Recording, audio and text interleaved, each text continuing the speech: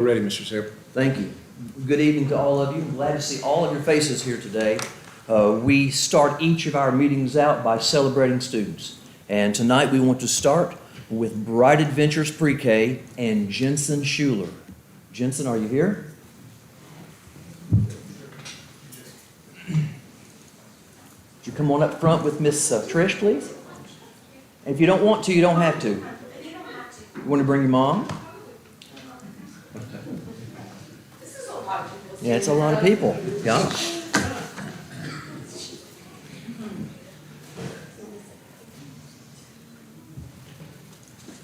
So this is my friend Jensen Schuler. He's a student at Bright Adventures Pre-K this year, and he's in Miss Becky and Miss Brittany's class. So every year I pick one student for my month to get to choose a child to be awarded the Our Best and Then Some award. So I always try to pick a student who is a leader in their classroom. And for Jensen, that doesn't mean he's the loudest or he's up front. For Jensen, he is a quiet leader. Every time I walk in the room, he is where he is supposed to be. He is being a good friend. He is doing what was asked of him. He puts his things away when they need to be put away.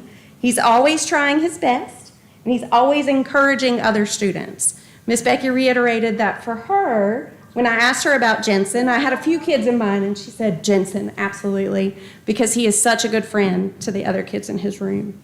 So we are very proud of Jensen and how he has been a leader this year in our school, and he is going to be an excellent kindergarten for one of you guys next year.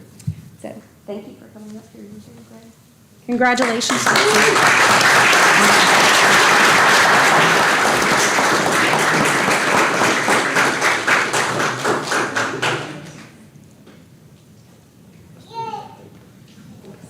Also from Bright Adventures Pre-K, Cooper Boer. Cooper, are you here? So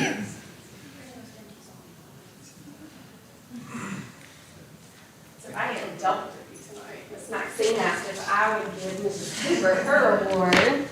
So this is Cooper Boer. Can you turn around over there? Thank you.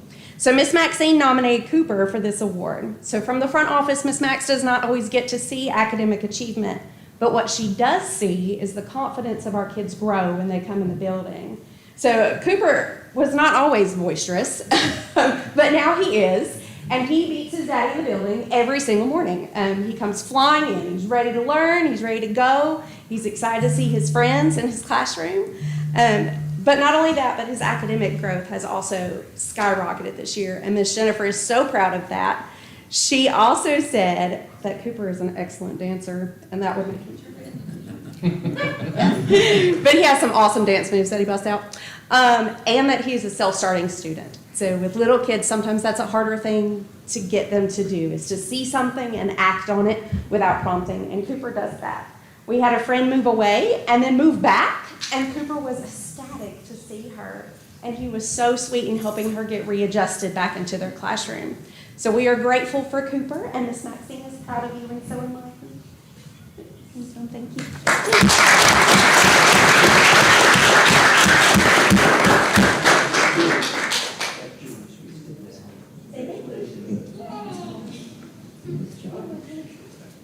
Now we shift to West Elementary to Lexi Carroll.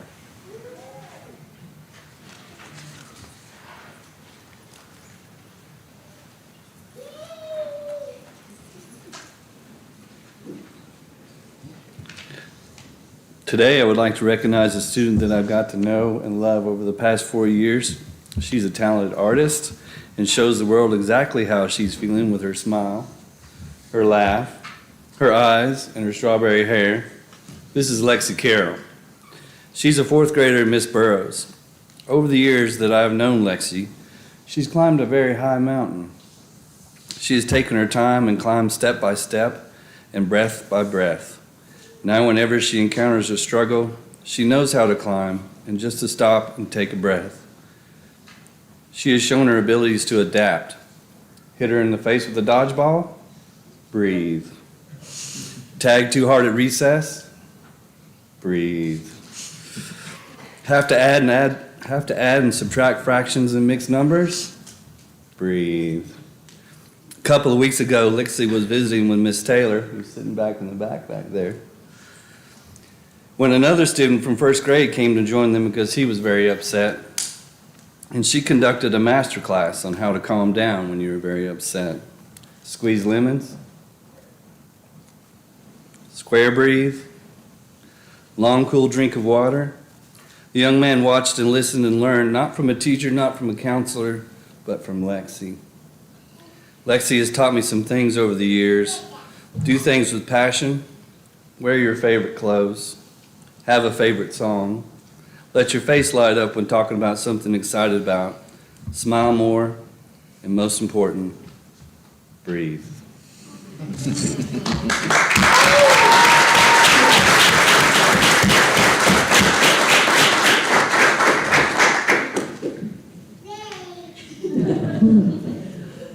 Also from West Elementary, Jace Wolbeck. Jace? I don't know if it's Miss Black was going to present this, and she's got the stomach bug, so I think Jason might have one too. So I still got it. I will find him this week and get it to him after he's done with the stomach bug. It's also, no, from Swain Middle School, Alice Johnson.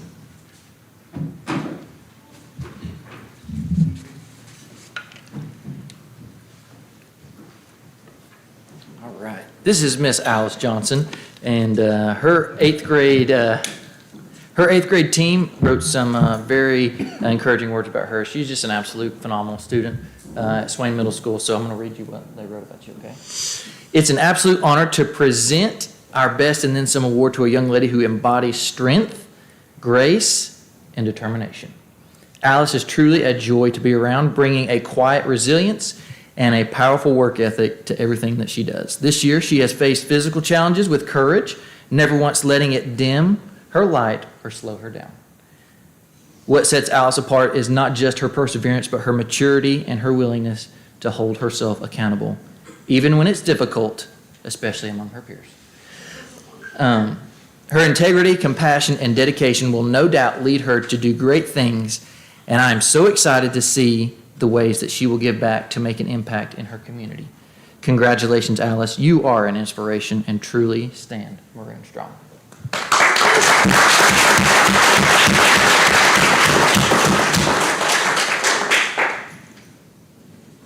I'm going to do my best, Mr. McMahon, to pronounce this.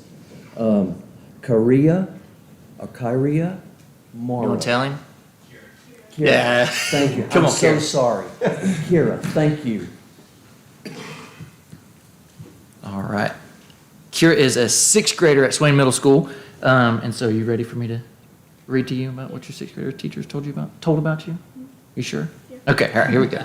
The sixth grade has chosen Kira Morrow for our Best and Then Some award. She is kind, helpful, and responsible. She makes sure the students around her are doing what they should be. She is a quiet self-assurance that lets her peers know they can also turn to her for help and support when needed. It is for these reasons and many more that the sixth grade chose Kira for our Best and Then Some award recipient. Congratulations.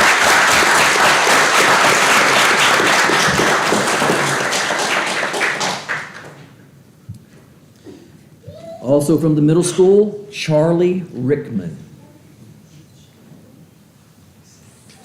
So Charlie, we didn't talk about this earlier, but you have to sing a song in front of all these people. Oh, no. Okay, all right. I'm just kidding.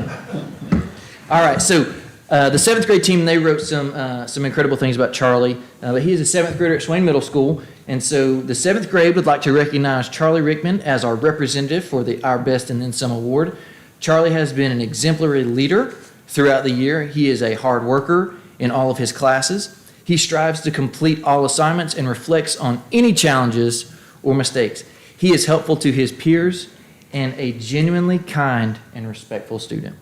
According to his most recent diagnostic results, he grew over 280% in math and grew over 280 points in his Lexile level.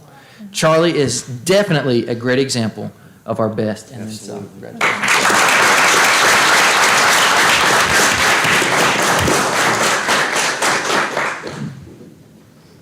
Miss Annie Lewis, Swain High School.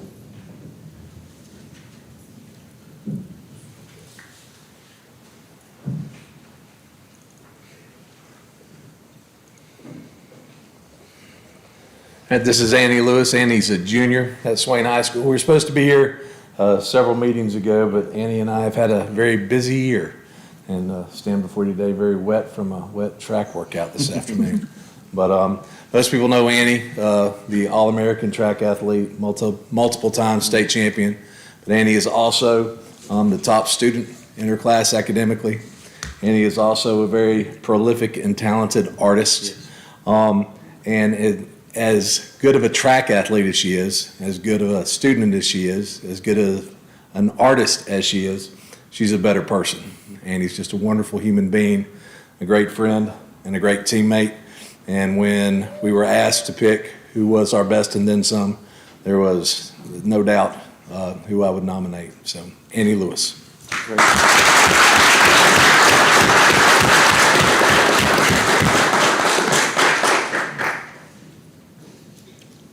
Our final, our best and then some recipient tonight is Ross Clapsaddle.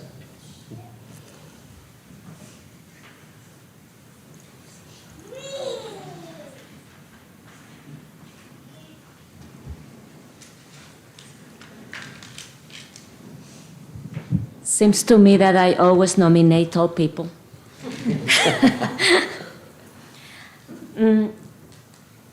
You know, I have been teaching for a long, long time, 33 years, and I first met Ross when he was a toddler. And he used to visit our school during teacher work days with his parents. Evan and Annette, they are two colleagues that I deeply admire.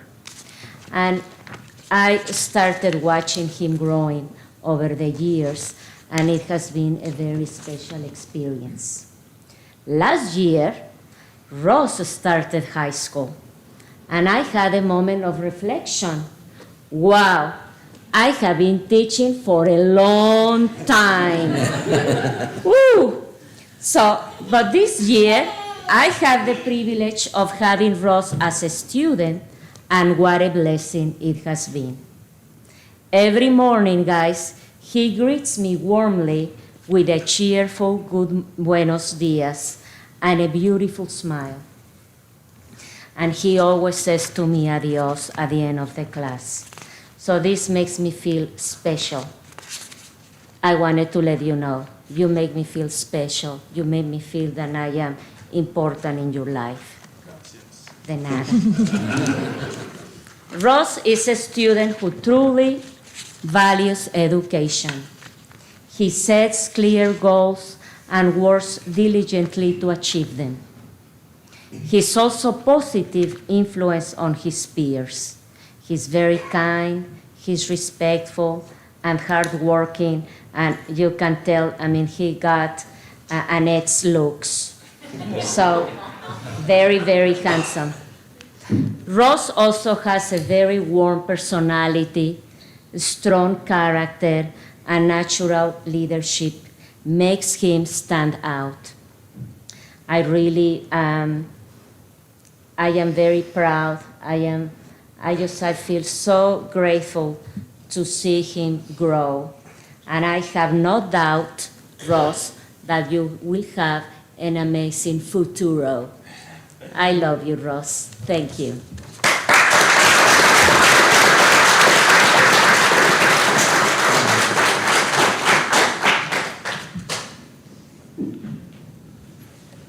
Those are all of the student awards we have today.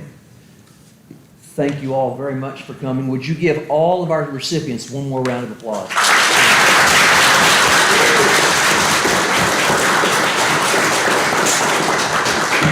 You're free to stay for the remainder of the meeting if you want to, or you can go do something else. It's up to you.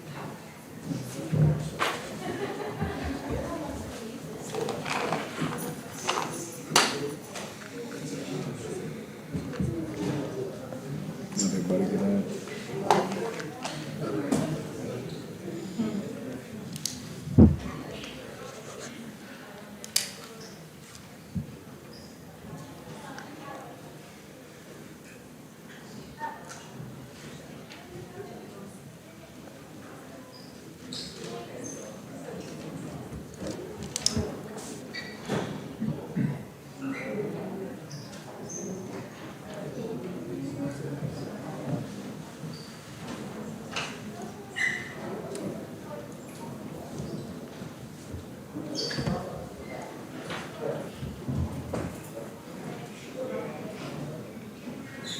waiting for it to quiet down.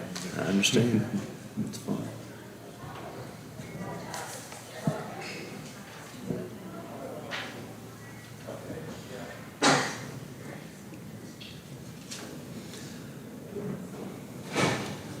All right, we'll begin with our pledge and our prayer. Allegiance to the flag of the United States of America and to the republic for which it stands, one nation, under God, indivisible, with liberty and justice for all. Let's go to the Lord in prayer. Gracious Heavenly Father, Lord God, we bow unworthy head before you this afternoon. Thank you for another good day you've given us, God. We thank you, God, for these young people, God, that's done their best and then some, Father. We just thank you for them. Thank you for our teachers and staff, Lord. We just ask your blessings on our school system. Ask your blessings on this meeting tonight, God. Ask you to lead, guide, and direct us, the decisions we need to make.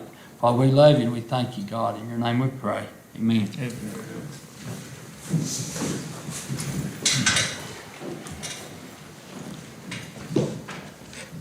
5:17, I call the meeting to order. First item is the approval of the agenda.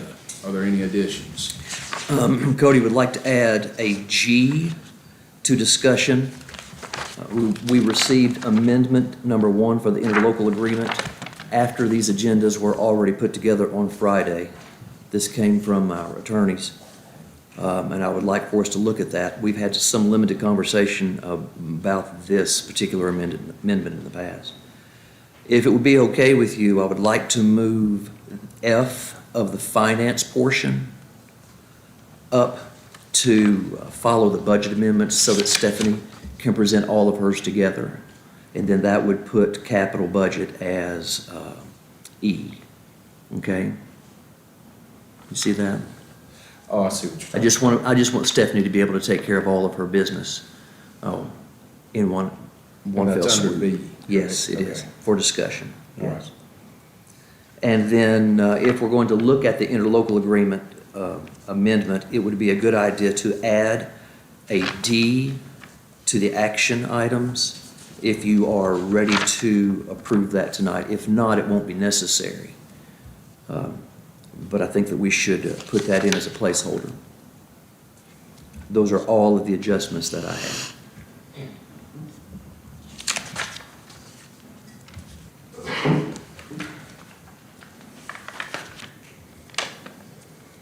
Any other additions that anyone sees? With that, do I have a motion to approve the agenda with the amendments or additions? Motion. Second. Further discussion, all in favor by show of hands? Passes amended.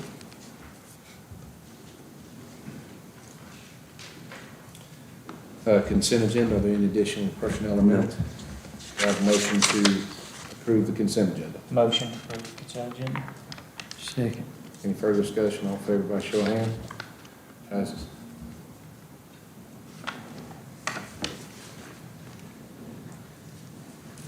Takes us to the first item on the agenda, which is public comment. Yes, I believe, did you give the public comment list to Cody? I do, I have the names down here. Was there anyone else that was added to that? Okay. And the way that I've got them, will call up as the forms were filled out and brought to me. Before we get started with the public comment, anytime that there's a public comment, we read this section, and I'm gonna read it once, so I don't have to read it 7 times for everyone to hear, and it basically covers kind of what you signed as a part of the public comment agreement. The board encourages and welcomes public comment, especially from parents. Please understand that public comment is a time for us to hear about your concerns, including suggestions on making the district better. Public comment is not a debate, and board members do not respond to questions from public speakers. In addition, under federal law, all students are entitled to confidentiality. Therefore, public comment is not a time to name or discuss specific students. Instead, we ask that you focus your comments on policies, procedures, and other suggestions to improve services to students. Under state law, employees are entitled to confidentiality and due process of law as well. Thus, public comment is not an appropriate time for an employee complaints. Our policy directs that employee complaints be directed to the superintendent before the matter can come before the school board. Furthermore, the school board is not responsible for comments made by public speakers, and each speaker is cautioned that defamatory remarks made at any time are not protected by the First Amendment, even when made during public comment. If you have any concerns about specific student or employee, please direct those to our superintendent after the meeting tonight. With that, our first speaker is Ms. Spire. Is that correct? Spires, I'm sorry. You will have 3 minutes. Please do not think that I'm being rude if I remind you that the 3 minutes is up or interrupt. Oh, yeah, not a problem. Okay, but I will begin the stopwatch when you begin speaking. Okay, first off, I'd like to apologize. I thought the meeting was tomorrow, so I was doing laundry. That's fine. I called up and I heard it was the second Tuesday at 6:30 of each month, so. But that may be the commissioners, but Ah, that's okay. Well, hopefully this works. Not much of a public speaker, but this is a concern that I've had because not only was mine and my mom's life put in danger on April 18th, but many of my neighbors. The Sam Davis fire that happened on April 18th, nobody is taking accountability for it right now, but many of my neighbors saw sparks emanating from the Great Smoky Mountain Railroad train as it went by. 911 was called. The engine was detached from the train. They used fire extinguishers to put it out. They are not firemen. So that to me is an admission of guilt right there. My neighbors saw them cause one fire last fall that was put out. For them not to address this and avoid any accountability and to try to cover up their trail is basically showing me that it's not just an accident, but a criminal offense to try to hide or conceal evidence. When you have put people's lives in danger, not just the neighborhood around it, but the firemen, which I want to thank so much for keeping my house safe. Much like the other residents near there, I don't have home insurance. We can't afford it. Many people can't afford lawyers to go up against a corporation that is as big as the Smoky Mountain Railroad. We had a burn ban in effect for all of the citizens of the county. The railroad was operating during this dry time, and they have caused fires in Colorado where they have been required to pull a train car with some sort of water fire extinguisher behind them. They were sued there for burning thousands of acres, and they had to pay $20 million to the Federal Forestry Service and residents. They threatened the life of my mom. She's elderly. She has stage 4 liver cirrhosis. I'm her main caregiver, and she's been coughing since the fire, a dry cough, which she did not have before the fire.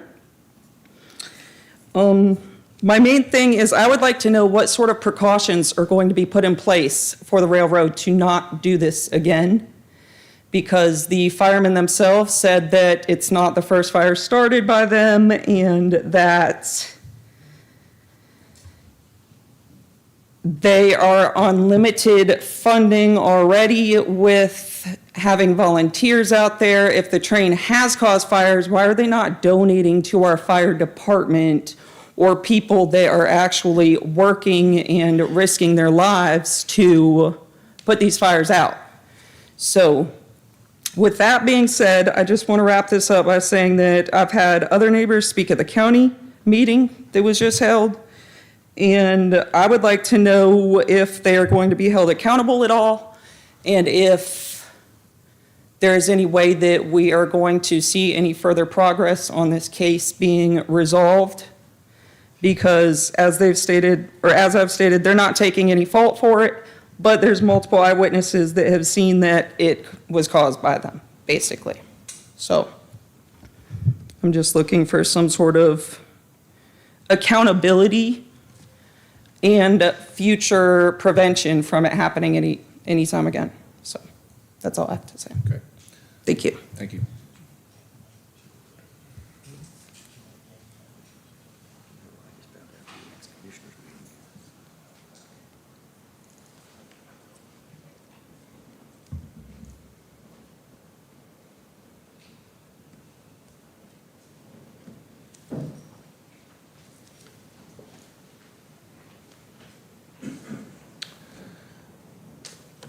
Ms. Jones,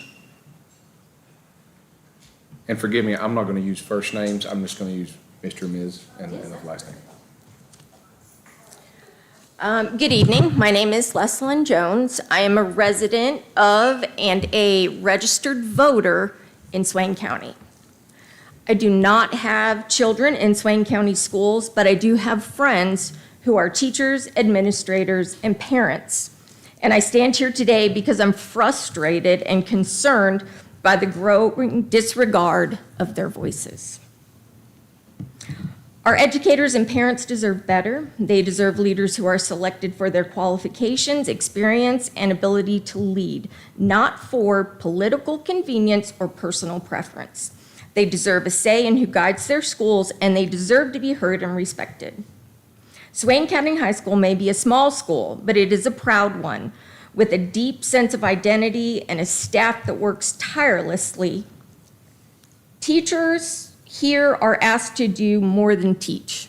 They coach, they volunteer, they lead extracurriculars, and they pour themselves into this community, all while being denied stipends, planning time, or even a voice in decisions that affect their work every day. And now, with the recent high school principal selection, their voices are once again being dismissed. When a hiring committee composed of experienced educators puts forward a candidate, someone they believe is best suited for the job based on firsthand knowledge of the school's needs, that recommendation should be taken seriously. But instead, if the school board doesn't like the name submitted, it is set aside. The candidate is not chosen. The process becomes performative, and selections are made not based on what's best for the institution, but based on an agenda. How many of you sitting on this board have run a high school? How many of you truly understand the day-to-day challenges these educators face? Those with boots on the ground who live this work every day are the ones best equipped to identify the leadership their school needs. It's time to stop treating their input as optional. When you ignore the hiring committee, you're sending a message that expertise doesn't matter, that service doesn't matter, that what's best for Swain County High School comes second to politics and control. Let me remind you, in North Carolina, local school boards like this are accountable to the communities they serve, to parents, students, educators, and residents. You are elected by us to represent our values and priorities in public education. And we, the community, have the power through public meetings such as this, direct contact, and ultimately elections to hold you accountable when you stop listening, when we feel we need a regime change. I encourage everyone to attend monthly Swain County School Board meetings. Let your voice be heard. Demand transparency, demand respect, demand better, demand our best, and then some. Thank you. Thank you.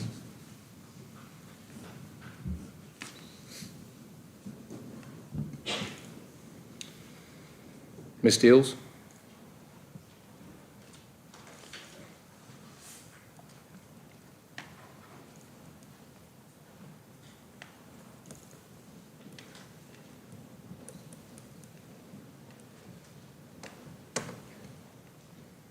I expected to be denied when I asked to be put on your agenda because I represent the voice of a lot of people who cannot speak out.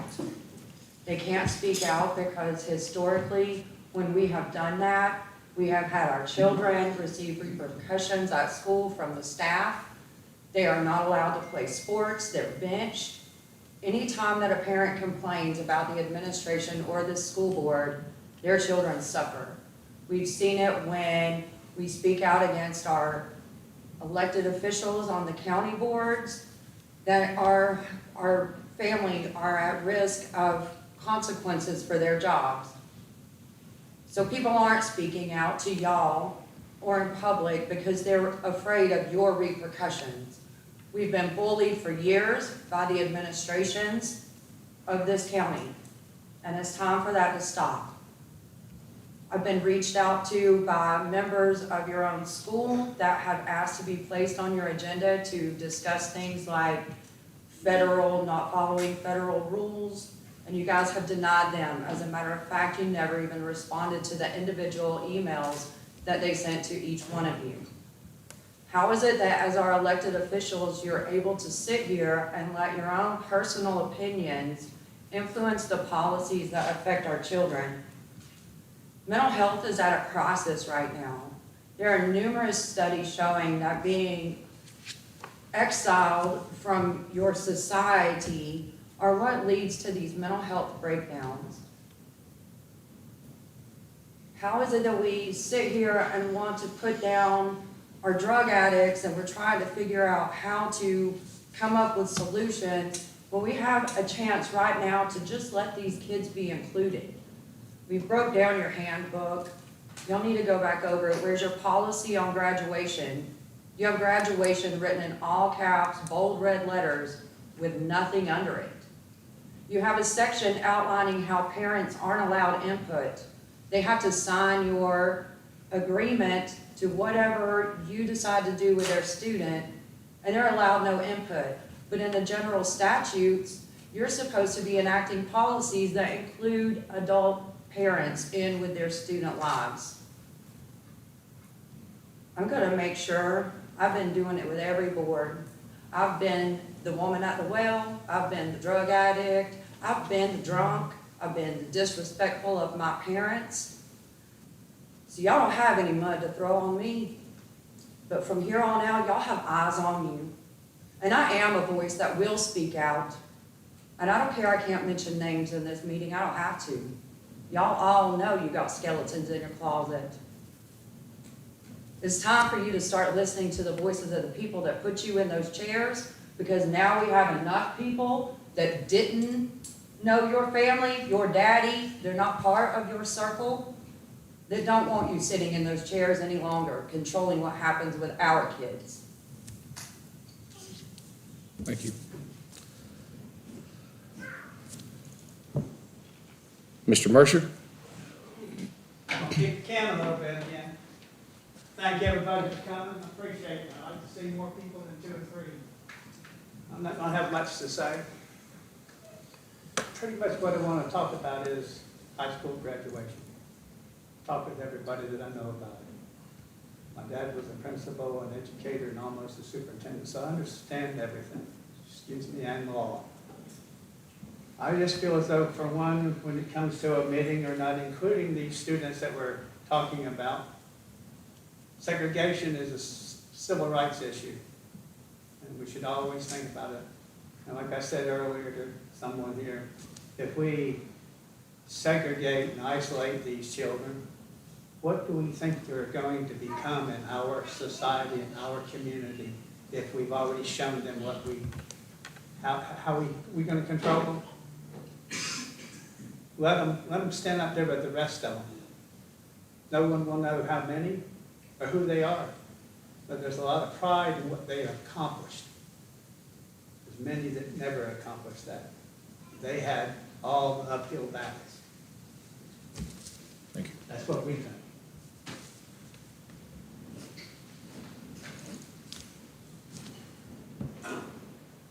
Ms. Slocum? Did I pronounce that right? Okay.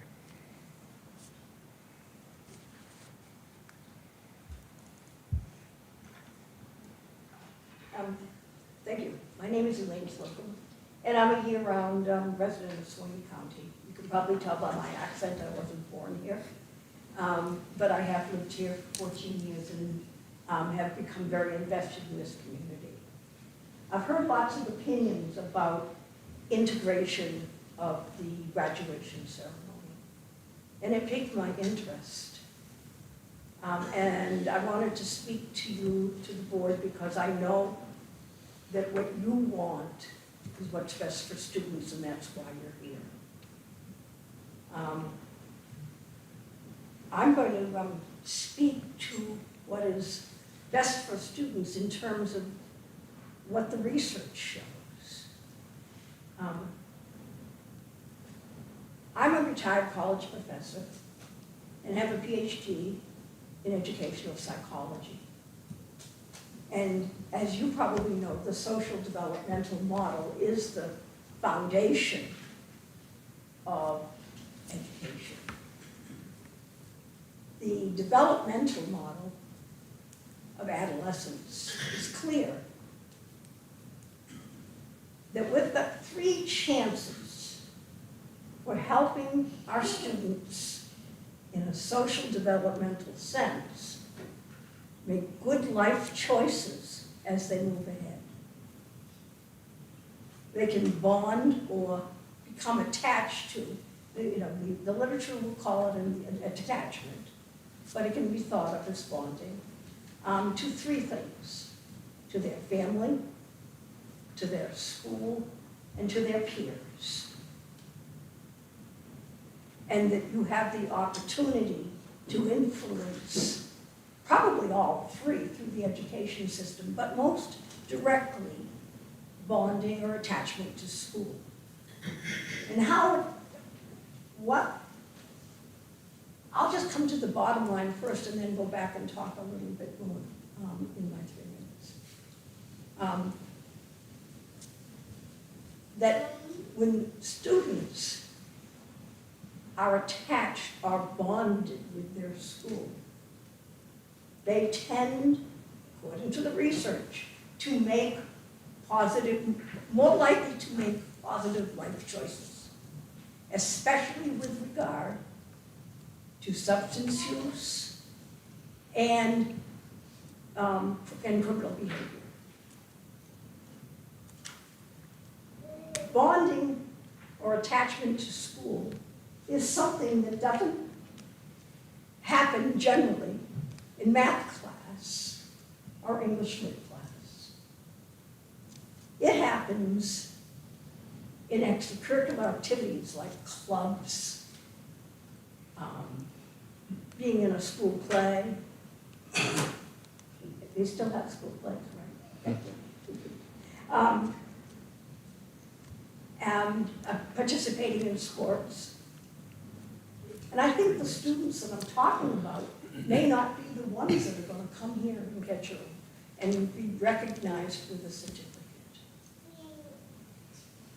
You have the opportunity to help these students bond or attach to their school by participating in graduation like all other high school students.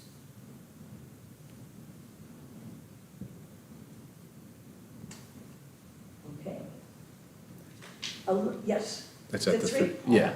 Okay. A layman's definition of bonding to school would be a student saying to themselves, I'm proud of my school and my school is proud of me.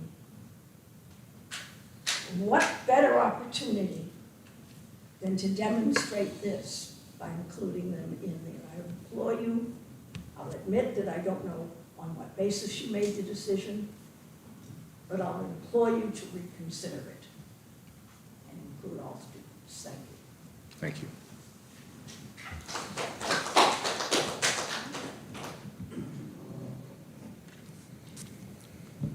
Ms. Cochran.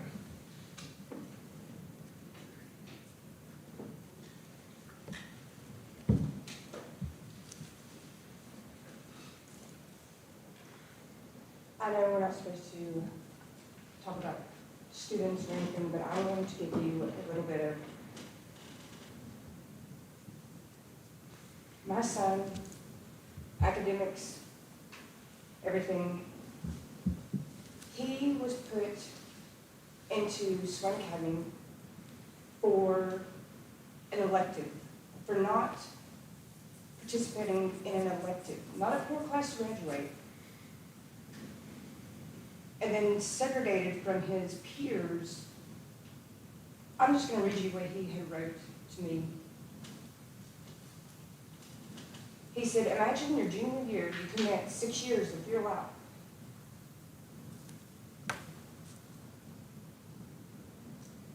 to serving and protecting your country, friends, family, and strangers of all across the United States. Come back to finish your senior year so you can go back to the military, but during the time you're segregated from your friends and everybody has treated you like you're inferior to them. All because of a rough time before I decided to enlist and failed an elective, not a core class, but an elective. And then denied all these other things that he should be rewarded for.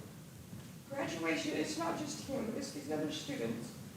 That graduation, this is what they worked hard for, 12 years for.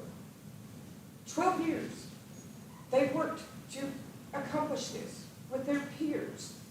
I don't understand why we are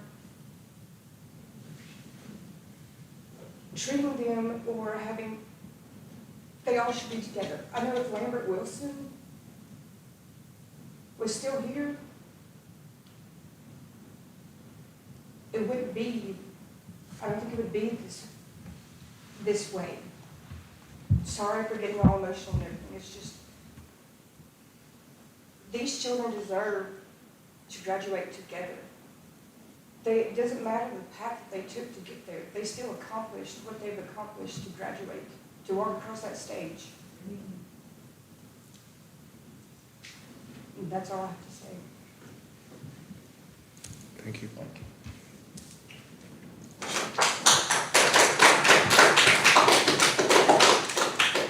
Joining the military and wasn't allowed to walk across the stage. Mr. Lagan?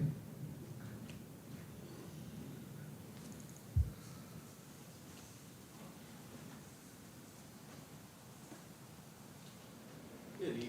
My name is Garrett Lagan. I'm a licensed clinical social worker, licensed clinical addiction specialist. I've worked in a variety of settings in Swain County, serving the families of some of the folks who have been in Swain Academy at their time here.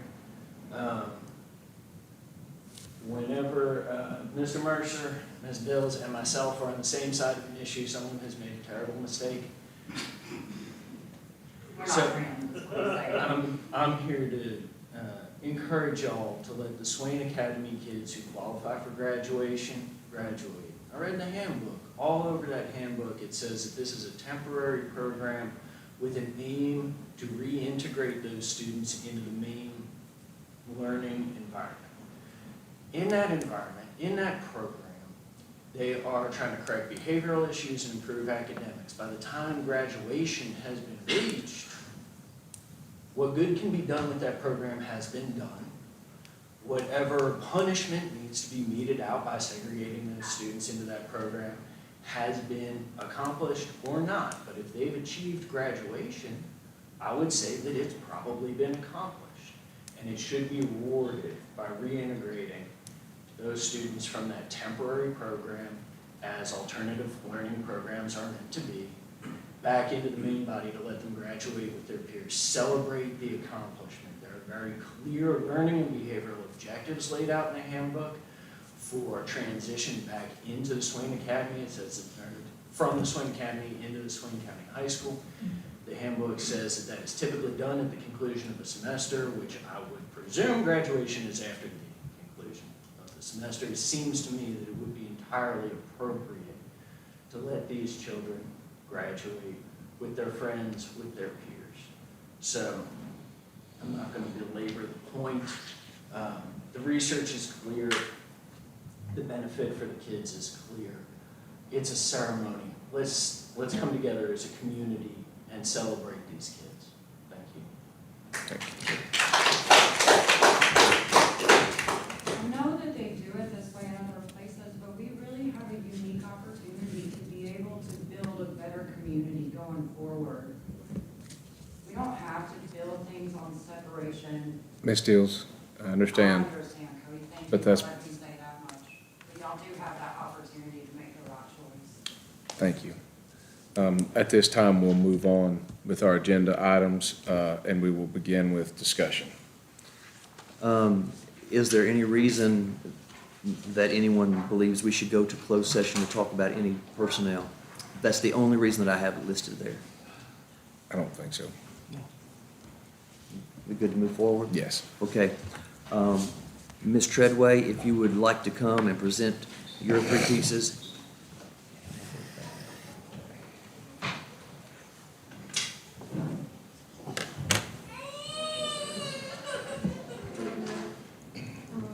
The first item, item A under finance, is the 25-26 budget continuing resolution. This continuing resolution requests the Swain County Board of Education authorize interim appropriations at the fiscal year 2024-2025 levels for the purposes of paying salaries and usual customary ordinary expenses at Swain County Schools for the fiscal year 25-26 until the adoption of the new budget resolution. Interim appropriation. Just a minute, sorry. Okay. Pit stop. Thank you. Sorry about that. All right. So basically, asking for your approval of the interim budget for 25-26 school year until we adopt a budget for 25-26 based on the fiscal year 24-25 to pay payroll and ordinary expenses for the school. Once we get a state budget where we know what our the salary changes are and all the fringe benefits, then we'll come to you with a full budget for the 25-26 school year. Any questions about that? The next item on the agenda was to get your approval for the drawdown. This will be our first drawdown for the needs-based public school capital fund, and this is for the middle school construction project. We are allowed to draw down basically 3 months in advance, and currently we just have expenses for the architect, LS3P, and they have sent their projected fees through September. We're actually requesting April, May, and then advancing 3 months, June, July, and August. So we would be requesting 95% of their total. Their total projected cost would be $186,000, and we would like to request 95% of that since there's a 5% match, and the request would be for $176,700. And that would just give us the cash flow to start paying invoices as they start coming in. Any questions about that?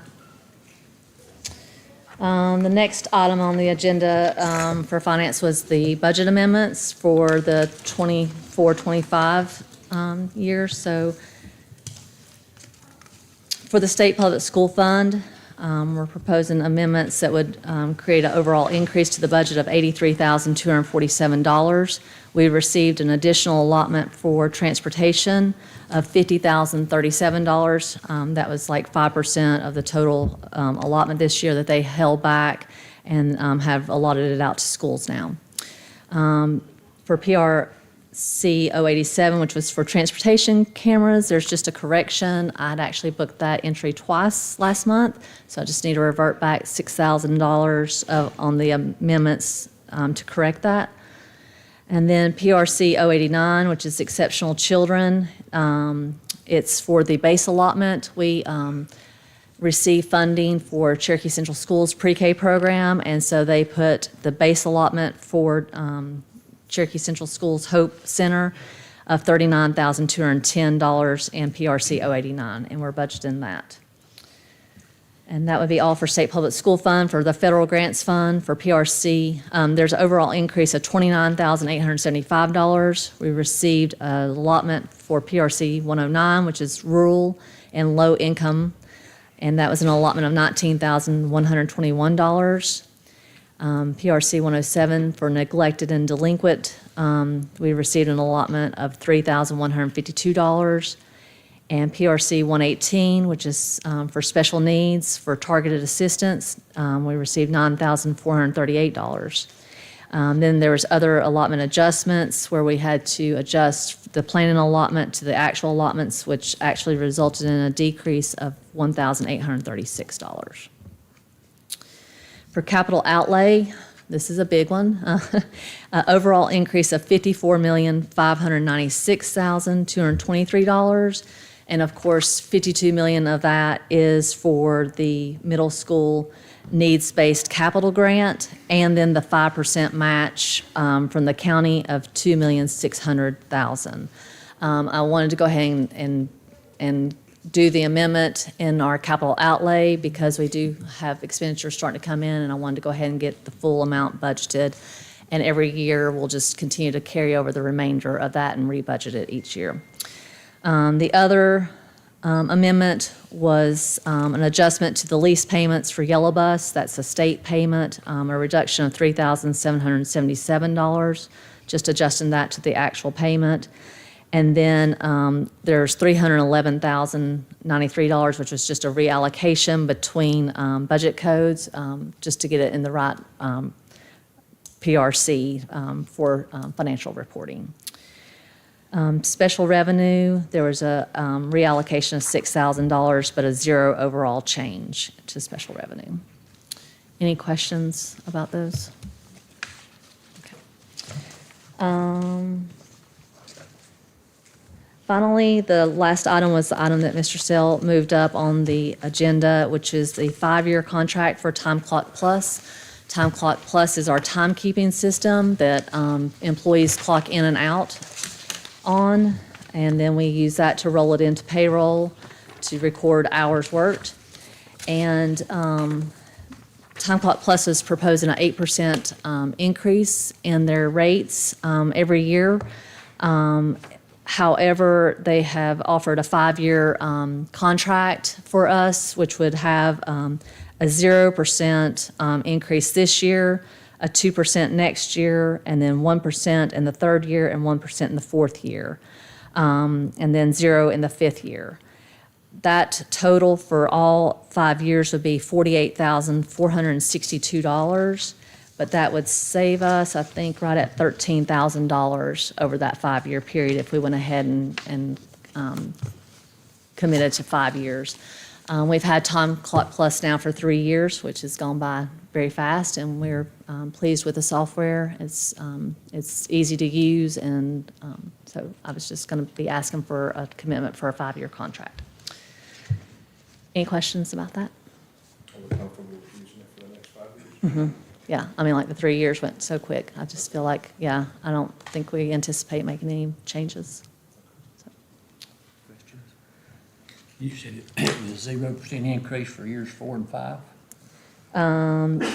It was a 0% on the 1st year and a 0% on the 5th year, but a 2% in year 2, year 3 a 1%, and year 4 a 1%. And that's compared to 8% every year.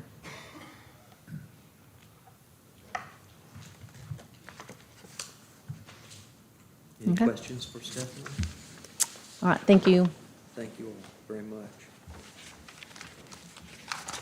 Each year, we bring to you a capital budget request. We have requested, if I recall correctly, Stephanie, please correct me on this. I believe that we requested $180,000 in capital funding from the commissioners. We have not received any indication about what direction they're going. As a matter of fact, I was texting with Cindy Woodard just a few minutes ago as we were listening to the first comment about when that person might be able to speak to the commissioners. And she said, I believe that there is a budget meeting tomorrow for the commissioners. My point about that is we haven't received any numbers from them about what our allocation will be, okay? But Stephanie, am I correct? We requested 180 for capital? Was it 160? It's one of the two. I've told our maintenance director and his team to limit capital expense over the next year to $350,000. And so they've come to us with this list of needs that they believe that we can accomplish underneath that $350,000 limit. Please understand that we would take all of what is allocated to us from the commissioners, and then we would make that up through Fund number 8, which would include impact aid or other sources like that, okay? So Tommy's going to go over this particular request to you. I would ask that you at least give it strong consideration tonight, and hopefully you will pass this with a vote, okay? All right, this is pretty straightforward. The top part of that where you see parking lot repair starts with parking lot repair and ends with tables and carts. If you notice that at the top, that's carryover items from this past year, so that is not included in the calculation at the bottom because that's carryover items that we have not gotten done through the course of this year, and we plan on getting done through this next upcoming fiscal year. The lower part of that, the gym rooftop units and the playground situation that's highlighted in blue that you'll see on your left, that is the only two things on this list that are not hard numbered. In other words, those are the only two things that this is an estimate that's on the green line over here. The green line is an estimate of what we expect that to be. It could be a little more and it could be a little less, and that's why we didn't squeeze 350 any tighter than we did and got to 340,590.34. The gym rooftop units is something we've been battling for a few years because we have experienced some issues with our power delivery. And whether it be from their side or our side where we have some brownout situations and we've lost units on top of the gym periodically. Anybody that has a child that plays volleyball is well aware of that because it gets to be about 140 degrees in there, it feels like, during volleyball season. And these gym rooftop units, this is not only to address the fixing of the units that are there, but also to help us with some surge controls that we can put on them to where they'll be more hardy and won't be as affected with the inconsistency of power delivery, which is something that's going to cost much more to fix than this $350,000 we've got down here. But we've got to protect our equipment. And so this is an investment to do that.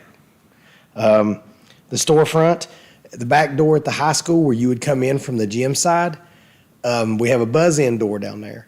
And that buzz-in door has come to the point that it's hard for it to continue coming in and out of the latching mechanism of the correct way it comes out of adjustment. Could be because that's been there since 1977. So we are taking this cycle to get that whole storefront replaced and get new doors put up and to remount our buzz-in software to where the doors will be affixed appropriately when they shut, that they will shut and latch efficiently and correctly more often than what they are now. Storm drain pipe issue, we had a sinkhole right outside the parking lot up there, and so we're having to address that, and that's about what we think that's going to be. We've got a paint rotation that we're painting a few rooms at a time at the high school.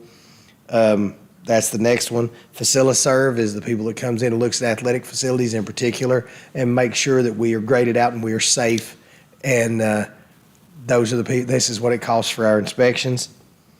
Carpet replacement, we've got some carpet to replace inside Swain Academy, and we have a paint rotation also there. Water for practice fields at the middle school, we've got an issue where our water is continually leaking there, so we've had to turn it off and not been able to water that. So we need to adjust that as soon as we can, but that's going to be a pretty good sized deal. New carpet in the office at the middle school that we got up there right now, it's in pretty bad shape. We're still going to be in that building for the foreseeable future in some means or the other. So we're going to spend the money now to go ahead and get that where it should be. Science tables and chairs, we do a material rotation for classroom furniture and things, and this is the time to add some of that particularly for a newer science teacher's classroom. Our filtering system, we've had ongoing issues at the elementary schools, particularly of our heating and cooling systems going down because of particulate matter getting caught inside the system and keeping them from functioning, either coming open and being hot all the time and not allowing us to cool or whatever. This is going to allow us to cut back on the scale issues that we've got, and it's going to be this is a cheaper way to fight that fight than what it would be to try to take all of the pipes out and do it all over again. It's cheaper, and we feel like it's going to be effective, and we know it'll be better than what it is. And it will save us as much money in parts if we get what we have been sold we're going to get. It'll save us as much money in parts as it's going to cost us to do it. Skylight repair at East, it's the same both places, so I'm going to cover this one time. Skylight repair, if you've been into those schools, down the middle of those hallways, down the main halls, particularly around the wider spots in the hallways, you'll look up overhead and you'll see a place where we have natural light coming in through those skylights. Those skylights over the past 30 years have gotten old and they're polycarbonate and it gets brittle. And it's going to cost us this much to get those resealed and reconditioned in order to make sure that we don't have any problems for the next 15 years or so. And that's what this number is. We also had it priced to have those replaced, and per school was $250,000. And so we opted for this Band-Aid approach of $45,000 because, truthfully, they're not terrible yet, but it gives us an opportunity to be proactive in our approach. Upgrading the bathrooms at East and West, we're upgrading bathrooms in lots of different places, particularly the ones that are going to see the most amounts of public use, gyms and one thing and another. It's just time. The last time it was done at those elementary schools was never, and at the gym, the last time it was done in 2009. I mean, there's been a lot of traffic in those spaces since then, and we need to make it look like our best and then some, and that's our goal.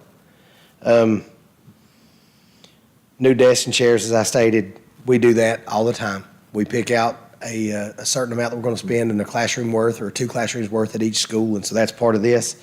And we need a new zero-turn athletic mower because they've been using one of our coaches' mowers down there on the baseball and softball fields, part of it, and that's $24,182. They ain't giving those away, guys. They're to get one a big enough one to cover it and cut down our time because it's a lot of grass to mow.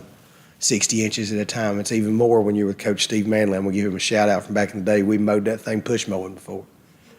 It wasn't any fun. Also, we're going to need to build a new batting cage down there. And so we are planning to build a new batting cage outside the left field and cover it so that softball and baseball will not have to compete for facilities.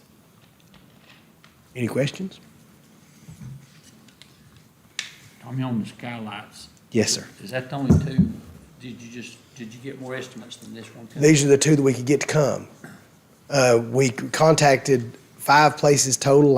I think it was 5, but there was just nobody else that really had a whole lot of interest in coming this far and to complete that work.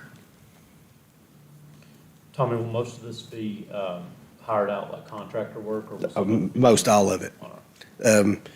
Most all of it. We are. This is the things that will be put out for the most part. I think that some of the stuff that's on the carryover will be some of the things that will be done by in-house stuff.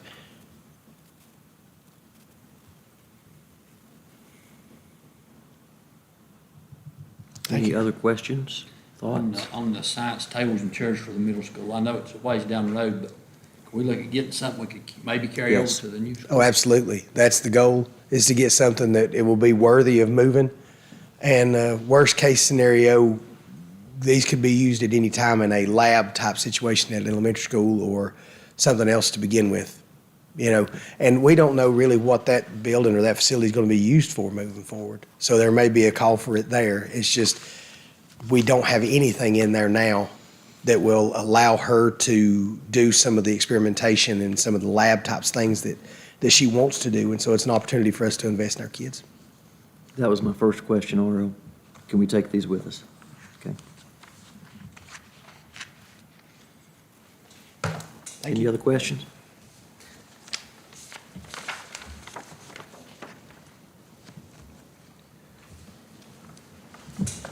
That's all the finance pieces for this evening, except for Bright Adventures fees. And the reason that I have that in our agenda tonight is last year, as we were looking at the cost of Bright Adventures, we became concerned about how we could continue to support this financially.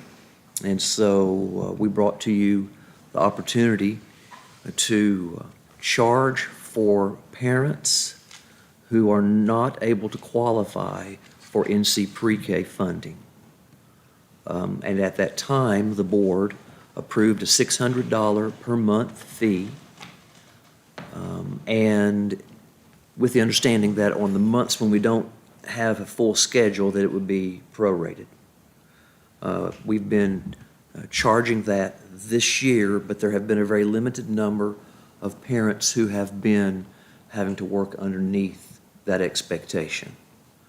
This next year, it appears that we are going to have, I think, 5 different families who are saying that if we continue to charge this, they're not going to be able to bring their students, their children. And so as we are looking at numbers and supporting Bright Adventures as well, I asked for Tricia to provide for us a sliding scale based on income, and I provided that for you. The question that I would ask for you to consider, and you'll notice I'm not asking for a decision this evening on this. I would like for this to be a discussion if you would like to do that. And Tricia's here to support in any way that she can. I would like for you to consider, do we want to continue charging at the same rate, which I shared with you in an email earlier, and I can't find it at the moment. Would net somewhere in the neighborhood of $32,000 next year, okay? Or would you be interested in considering a sliding scale to encourage parents to participate? It's all for conversation, okay? So do you have any questions that you want to bring to the table now? And Cody, I would like to bring this back to the board next month for a final discussion, if that's okay. Okay? So, Michelle, that $600 a month, that would affect, as we see it right now, 6 parents. Yes. Yes, it would. Is all it will affect. It will affect 6 parents, yes, sir. Well, that's not totally true. Let me back up on that. Tricia, there are others who will need to pay this, but 6 or 7 4 or 5-year-olds that would fall under the private pay. would you come up to the microphone so everyone can hear? I apologize for answering too quickly, Ariel.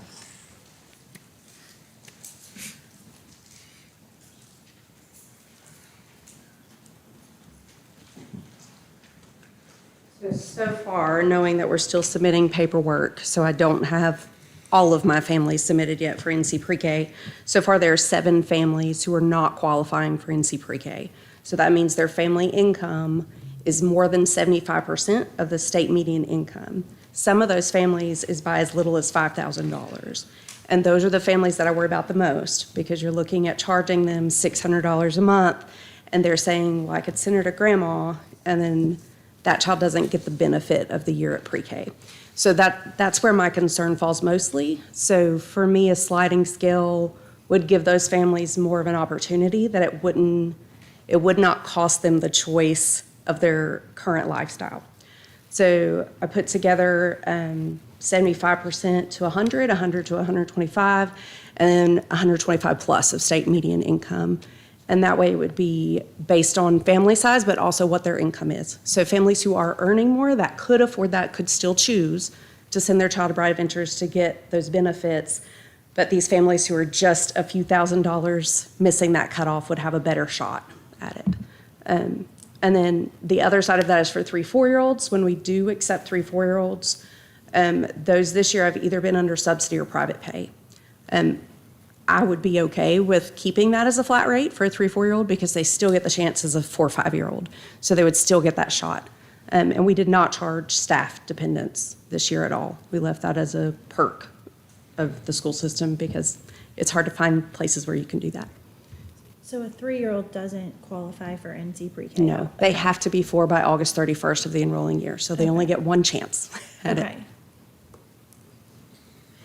But they can qualify for subsidy. They can qualify for subsidy, and it's actually a little bit easier to qualify for subsidy than it is NC pre-K, as long as you are either working or enrolled in school. You wouldn't qualify as a stay-at-home parent if you weren't trying to find employment or taking classes or something like that.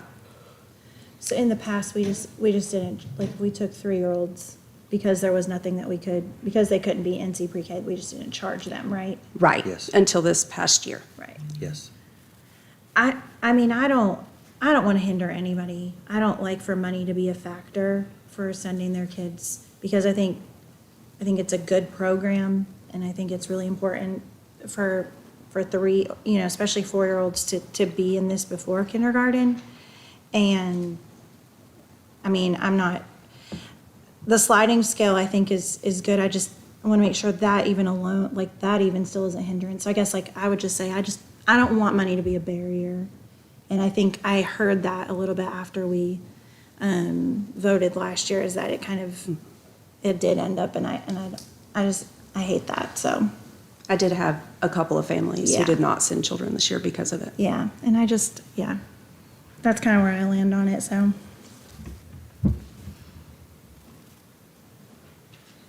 I think it's important for us to remember, and I don't want this to sound like I'm advocating one way or the other, because I believe in the pre-K concept. The pre-K was established as an intervention for students who don't have opportunities that maybe all of us had as we were growing up. So I believe in the program, and there is a level of research that supports the importance of pre-K instruction in a child's life. Now, I won't say that research supports it like we may want it to, but it does support it in some ways. But I think we need to remember that NC pre-K only covers 30% of what it costs to run the pre-K in Swain County. Now, we're able to also use other funding, federal funding and other areas to help support that. But ultimately, I'm going to give a number, and I think I'm right on this, Stephanie. Correct me, please, if I'm wrong. I know I put you on you're supposed to know every number that we have in every budget code automatically. We spend somewhere in the neighborhood of $500,000 a year from local funding to pay for the pre-K, okay? And I don't want to minimize the importance of it. But even at that, as Stephanie and I were looking at the numbers today, it's costing less per student to attend pre-K each year than it is for a K-12 student to attend one of our regular classrooms. They're very close, but there's about a $200 discrepancy in that. And when I saw that number today, I was like, okay, then we're doing pretty good, okay? Those just need to be kept in mind, all right? Are there grants that exist for that we could maybe supplement with? So this year was the first year that we used subsidy, and I have not found any grants that support pre-K. But subsidy has worked really well for my 3-year-old students. I've had 2 this year, and actually with subsidy payments, that return is higher than NC pre-K is. Because as a 5-star center, we're rated at roughly $800 a month under subsidy. So it is even a higher return than private pay. For some families, there is a parent portion to that, depending on what their income is. So even subsidy is a sliding scale with that.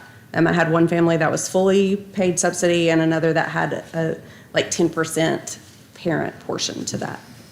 So that is something that we could look at too, is using a set number of pre-K slots that are designated subsidy to support funding for the program, while also balancing the needs of the 4 or 5-year-olds that were not overwhelming classrooms to take away from them. My short answer for that, Casey, is I haven't looked, but we can spend some time in the next month and come back to you with the possibilities. We've got some really good contacts. One particularly at WCU that runs the Birth to K program, and she will know right almost immediately what's available. I'll be happy to do that. What do you think our uptick in enrollment will be if we do the sliding scale? So of these 7 families, so far, there could be more as I submit paperwork, and 3 of them have had conversations with me that they would not be able to send their child. Currently sitting as of Friday afternoon, I had 70 applicants that are 4 or 5-year-olds. I have 19 applicants that are 3 4-year-olds that are wanting spots, but not all of them will get a spot this year. And so do we have capacity limitations with our facilities there? With 5 classrooms, I can fill up to 90 seats, depending on the needs of some of my developmental day students. At one time, Casey, we had 6 classrooms. For several years, we had 6 classrooms, which would allow us to push to about 106. 108. 108. But we lost a teacher and were not able to replace them last year. And so we chose to absorb that instead. Yeah, just think about having, if we get more people requesting to join the program than we got spots for, that could be another uncomfortable situation. That is true. It's true. Any other thoughts you want to share?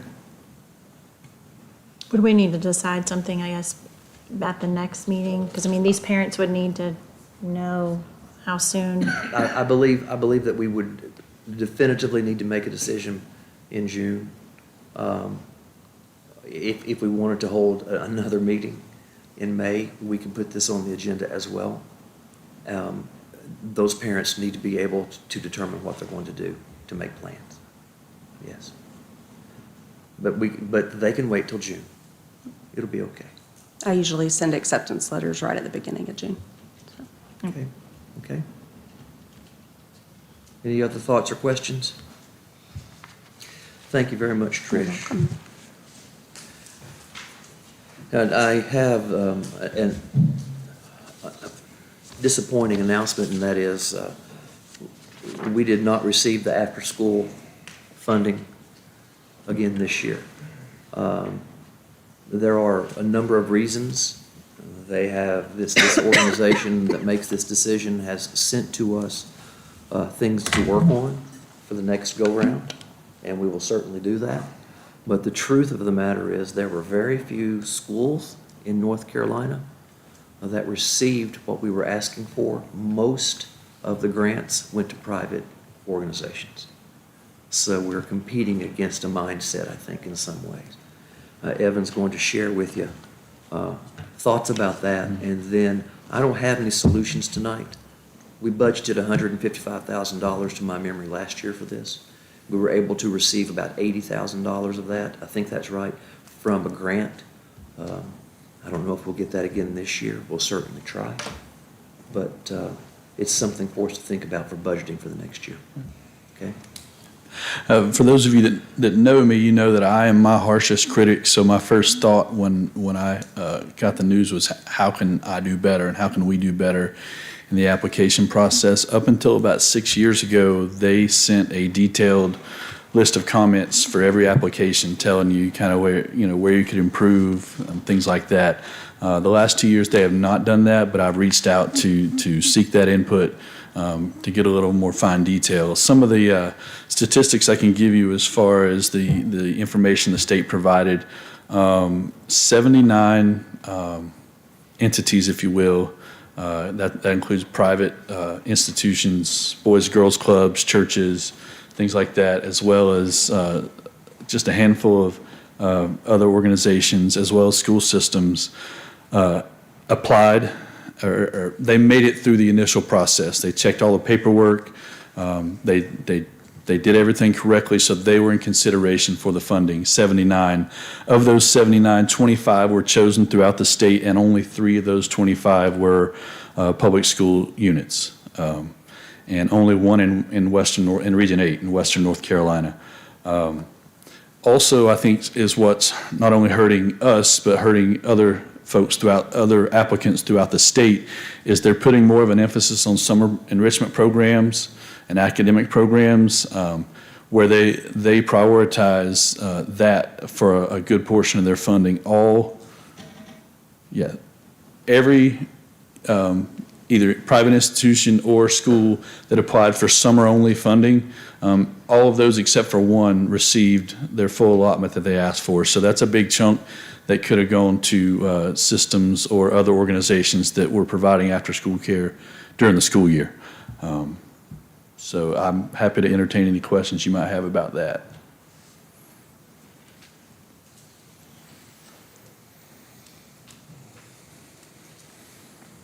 You're a quiet bunch tonight.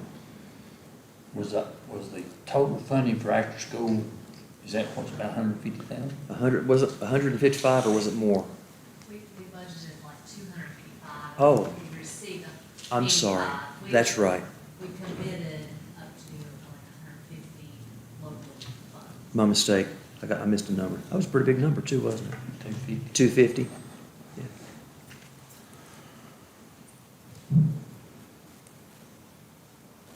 Any other thoughts or questions? I'll do my best to bring to you next month a plan of what we can do. And we may need to look at a fee base on that as well. Okay? And I hate to do that because families need this and our kids need this. But school systems aren't made out of deep pockets. People think that we are, but we're not. About how many kids participate in that? Oh, gosh, let's see. Well over 300, if you count. That's 2 elementaries and the middle school. Even more if you include the summer programming that we used to be able to provide for 2 weeks. We can't provide summer programming. We don't have the funding for that anymore. The only thing that we have are the requirements for supporting students that are falling behind at this point. The numbers work out a little better on if you did have to go charging for that. Yeah. It's not as bad. It's not as bad, no. Any other thoughts, questions? We think the grant is something we can pursue again, though? Yes. Yeah, Yes. that's at least a start on. In my opinion, Lisa, every year that you do not receive this particular grant funding, if everything remains equal in the funding sources, our opportunity improves. They provide, they give priority to those areas they consider underfunded, and part of that definition includes, have you received their after-school funding before? And it's roughly a 3-year cycle if you've received it within the last 3 years. It doesn't cross you off, but it certainly diminishes your chances of getting it. Remember that this is federal funding too. Okay. Any other questions or thoughts? Talk to us about Special Olympics. I know that you want to brag on some of those without leaving out any names. I know that's a concern. Certainly. I'm going to take off my federal program director hat, and on behalf of the Far West Region Special Olympics, I wanted to say some thank yous, and I'll try to be quick, but there are a lot of folks to thank and acknowledge. And as you know, with so many people contributing, specifying certain people in certain groups, it can be a little tricky because you're bound to leave somebody off. So I'll just say, provide that caveat that if I forget you or leave your name off, it's not for any reason. It's just we had so much help and limited time to thank folks. This process began back in August, and when I first approached Mr. Sell about it, there was no hesitation. He said, yes, let's do it. And so we're so thankful to him. We're so thankful for the school system for providing the venue and other types of support. On April 25th, approximately 170 athletes from Swain County, Mountain Discovery Charter School, Clay, Macon counties, Cherokee County, Graham County, and the Qualla Boundary, they all participated that day, and it was a wonderful day. And I want to say a few thank yous. I'll try to be as quick as possible, but I couldn't be prouder of Swain County, how we showed up and we showed out. all across the board. So I want to thank Swain County Schools EC students. They were the highlight of the day. There's the staff who work with those young people, as well as their parents, were very supportive. I can't say enough about the job that Lee Hyatt did spearheading the effort. She did a great job, and she had a lot of help from Christy Wyke and LaVonda Woodring. They contributed mightily to that. Some folks contributed monetarily, others with providing materials and their time. So I'm just going to quickly read over a list of some of the folks. Our county commissioners, Swain County commissioners, stepped up, and we appreciate them. Cherokee Enterprises, McClanahan's, Fred Crawford, Merritt Medcare, Harmony Baptist Church, Great Smoky Mountain Railway provided some wonderful signs, as well as some monetary help. Parton Excavating, Lewis and Heather Parton, Swain County Tourism Development, surrounding areas in other towns, United Community Banks provided bags for our athletes. Bryson City United Community Bank, Kevin and Christy Wyke of Valley Towing, High Creek Earthworks, Pepsi, George and Teresa Kesselring, just to name a few. I want to thank Swain County Sheriff's Department and Sheriff Cochran. The parade that they did through town and was fantastic for our athletes. It was great to see, and I want to thank the community, those who came out, put the balloons on the bridges and really made our athletes feel special. I want to thank North Carolina State Highway Patrol, numerous community members, too many to name. Thank you so much. We appreciate Sonia Blankenship and her staff, and over 40 student volunteers from Swain County High School came out to help. We appreciate them. I want to thank Neil Blankenship and his coaching staff. They ran that thing like the smoothest track meet you've ever seen. I mean, we didn't miss a beat, and that's due to their help and their expertise. I can't say enough about Jeff Marr and his enthusiasm on the PA system that day. Made the athletes feel special, and just made the atmosphere so much better. We appreciate him. Julia Hunt, Chick-fil-A of Franklin, Kona Ice, our school nurses, and some of our local churches did a great job of providing snacks and refreshments to our teams and our athletes. Victory Baptist Church, East Alarka Baptist, First Baptist, Deep Creek Baptist, Mount Carmel Baptist, Mount Vernon Freewell Baptist, Mount Zion Baptist, Bryson City United Methodist Church, and Bryson City Church of God. And again, I'll say we had a lot of help, and if I left anybody off, it's certainly not on purpose. But I appreciate y'all. I appreciate Swain County in general for making that day so special. Thank you. Thank you and all of those people. Appreciate all of your hard work. Okay.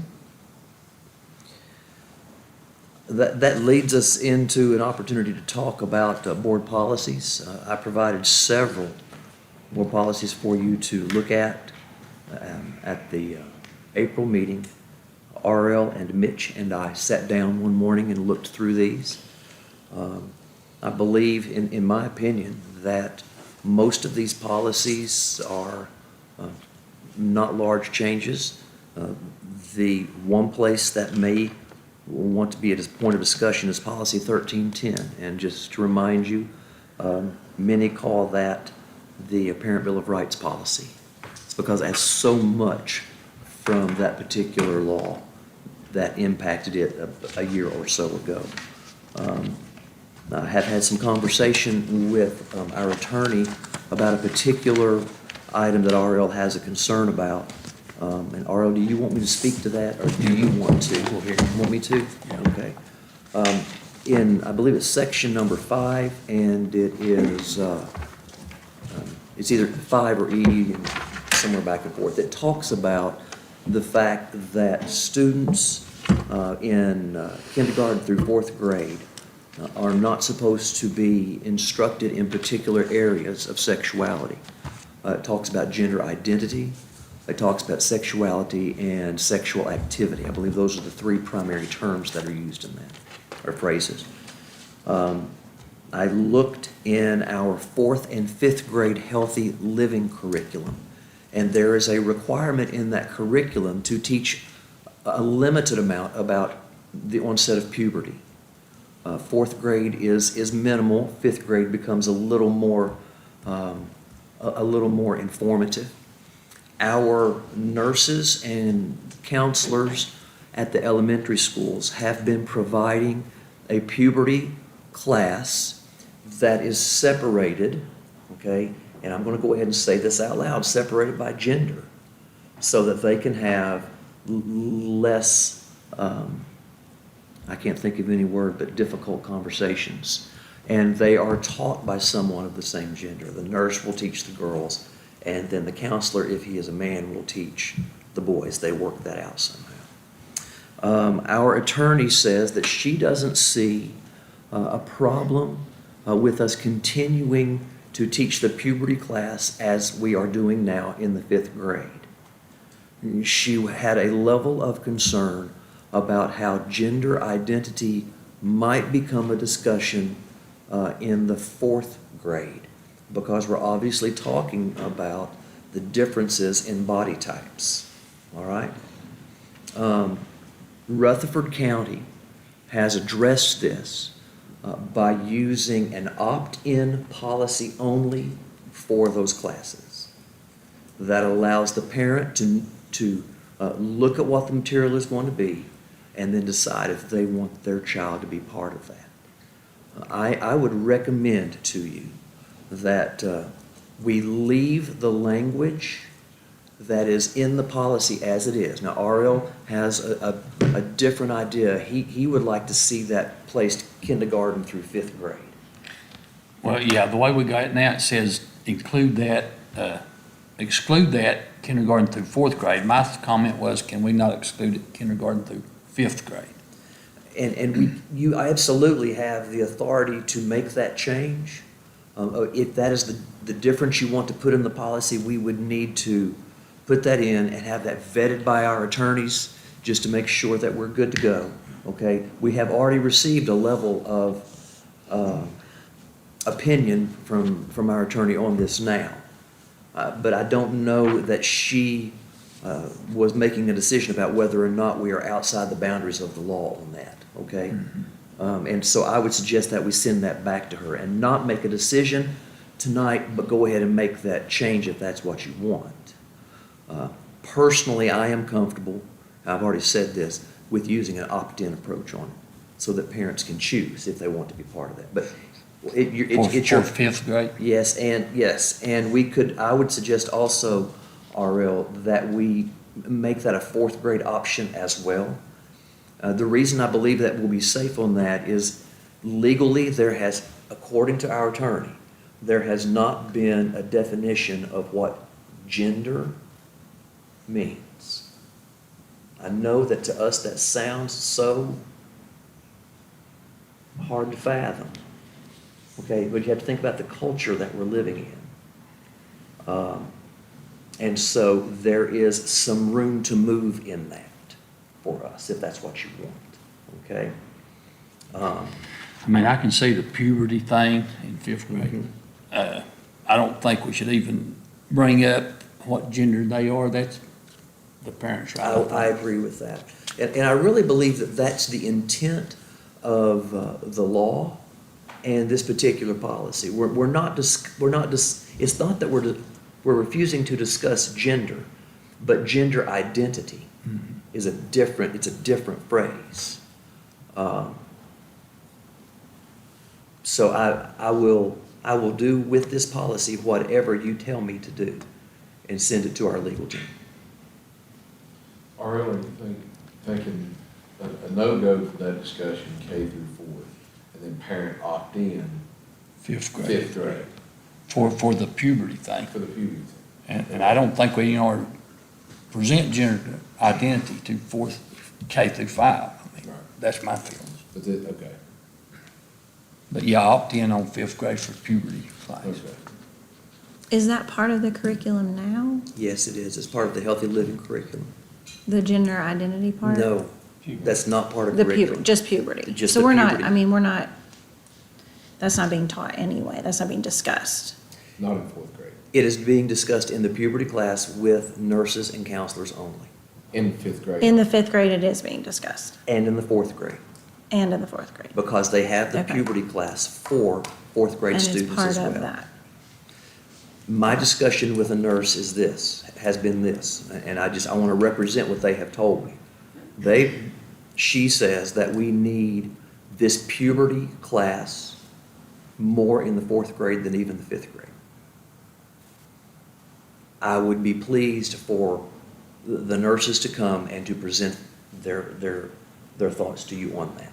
Can we do that? I think, Yes. because I'm kind of talking outside. Yes. You know, my knowledge of what's really happening, and let some people that are more experienced in that tell us the do's, don'ts, whys, and why nots. Absolutely. Do you want to, that's going, in my opinion, that pushes policy 1310 out of approval tonight, which is fine. You can table that one, okay? And then after that discussion, decide how you want to word that, okay? For approval. Do you want us to be able to accomplish this before the next board meeting or at the next board meeting? That is your all's call. Accomplish the meeting. Have the conversation with the nurses and make and have the policy ready to go to the attorneys. I think the only way we could do that is if we had a work session, right? Yeah, I don't think that we're gonna be able to have the conversation. And we can have the conversation and have something workable for the attorneys in a single meeting. But it will then take another meeting to vote on it. So either way, we're talking about 2 meetings whenever that takes place, either a Yes. regularly scheduled meeting, or a work session. It just depends. I'll remind you that you have 2 meetings in June. You always have 2 meetings in June. One is the regular meeting, and then you have a closeout meeting. Right. And if you wanted this to be part of, have a work session perhaps before the regular meeting for this, or somehow, and then have the final approval at the closeout session in June? I mean, we would just need this done for the next school year, right? Right, it's not super time pressing. Yeah. I mean, yeah. I guess if we don't have to add anything else to May, Yeah. that would be great. That's fine.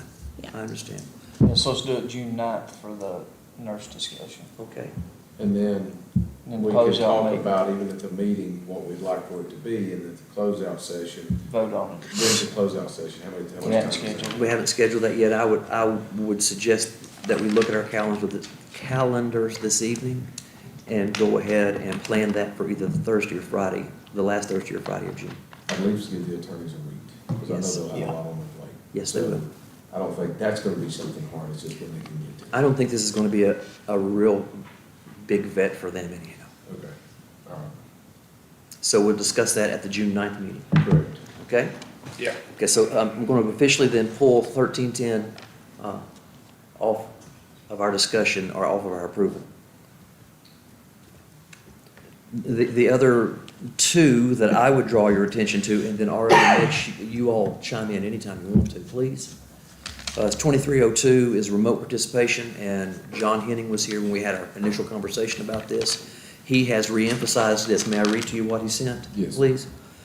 He said, "I believe it is still best practice, if at all possible and during times that aren't a state-declared state of emergency, to have the physical presence of enough board members to constitute a quorum."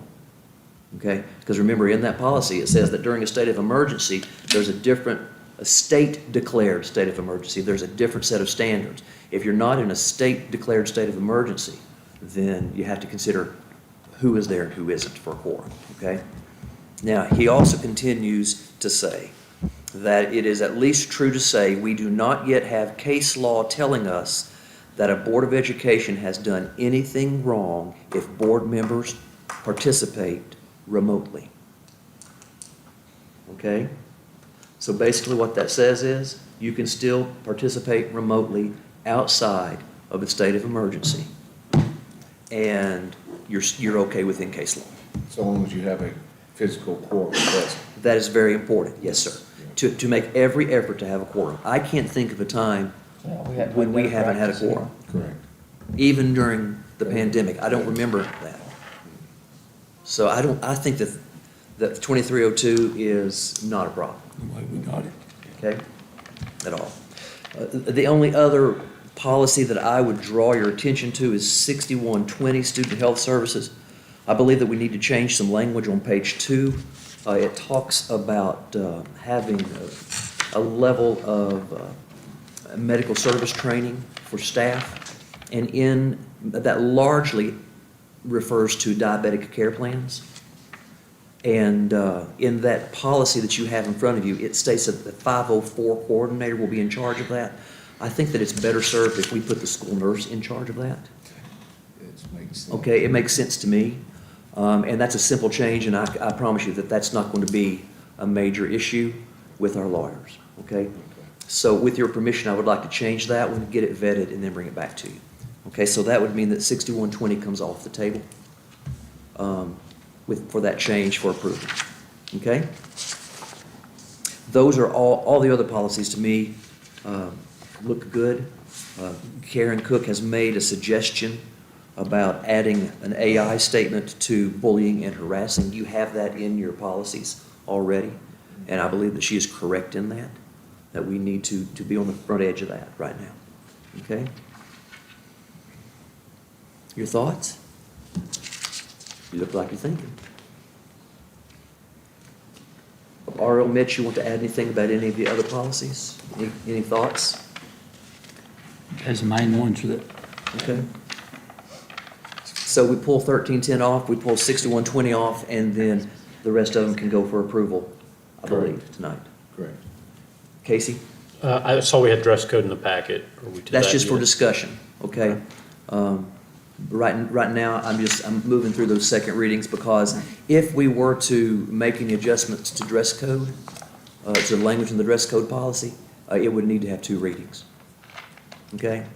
I wanted to put that out in public in just a few minutes. So as far as the second readings, we're okay with taking those 2 out, correct? Yes. Okay. The reason that I have dress code in this is because you approved a dress code policy change last year. It is uploaded and will be in force at the beginning of the next school year. I believe that's the appropriate time to do that. If I can find my phone. Oh, it's in my pocket. I was going to read to you what that says and offer a thought, and then this policy is yours. You can design it any way that you want to, as long as it's within law. Within the new policy, this is the language. Generally, dress and grooming standards as determined by the student and his or her parents will be deemed acceptable. However, these standards shall apply to all students and be referenced in this policy. The board expects that students wear clothing that covers the core of the body, shields all undergarments from view, and extends to mid-thigh. Okay? Flexibility in dress is expected for physically demanding activities such as athletics and extracurricular activities. And then it goes on to talk about the prohibition of of substantially disruptive dress and vulgar, and it has some other things that are in there. Okay. Now my question for you is this, and if you don't want to take this up tonight, that's fine. You can table it. As I've been watching students across the county, it is not unusual to see them wearing gym shorts in the classroom, in the hallways, and I'm not talking just about at one school. I'm talking about across the district. And I've had some conversations with some parents about how difficult will it be for some of our students to be able to find shorts that are not athletic shorts and meet the mid-thigh criteria. Okay? And the only reason I'm concerned about that is I'm concerned that our administrators are going to be spending a good amount of time having to police that, as are our staff. Now, if it is your desire to keep that at mid-thigh, we will certainly do everything we can to adhere to that. Okay? But I would ask for you to consider if there could be the opportunity for us to put some flexibility in that for our administrators and our staff. I don't have the language for that right now, but if you would allow us to have some flexibility, I could bring for you some suggestions at the next board meeting for consideration. Whatever you decide to do on this, we need to make sure that the public understands that this is the expectation, so that when they go clothes shopping, that they're trying to meet that standard. Okay? So since your email came through, I kind of dove into it a little bit. And first of all, I'll agree. Shopping, I have 3 teenage girls. you're not gonna find mid-thigh. Every body type is different, and I feel like we might potentially be putting our administrative staff, especially at the high school, with two, like a male principal and vice principal. I just don't want to put them in an uncomfortable or inappropriate situation where they're having to dress code. And I think we need to look at it from a way that it protects them as well. And one of the things I know with dress code that can often happen too is it's hard to dress code everybody that comes through the door. And so you also worry about inconsistency a little bit. Then some people might perceive as favoritism. And I just want to make sure that's something that we're, not hitting either. So just kind of thinking of that, I did kind of have some wording. I don't know if you want me to read it to just kind of make as a suggestion. We can kind of think on it. It's your discussion. I'm just bringing my thoughts. So instead of the one that says they shield all undergarment from view and extends in mid-thigh, just a suggestion is the board expects that students wear clothing that covers the core of the body and conceals the undergarments. Shorts, skirts, and dresses should offer appropriate coverage when standing, sitting, or moving, and recognizing the variability of available clothing styles, administrators are encouraged to use discretion when interpreting length guidelines. And we could also incorporate, just as another suggestion, something that if there is a dress code issue, that maybe either two people are the one to address to the student, maybe a male and a female, or at least maybe the same gender. I know that doesn't always cover everything because there is other, facets to that. But that's why I kind of came with maybe then two people. So anyway, that's some of my thoughts.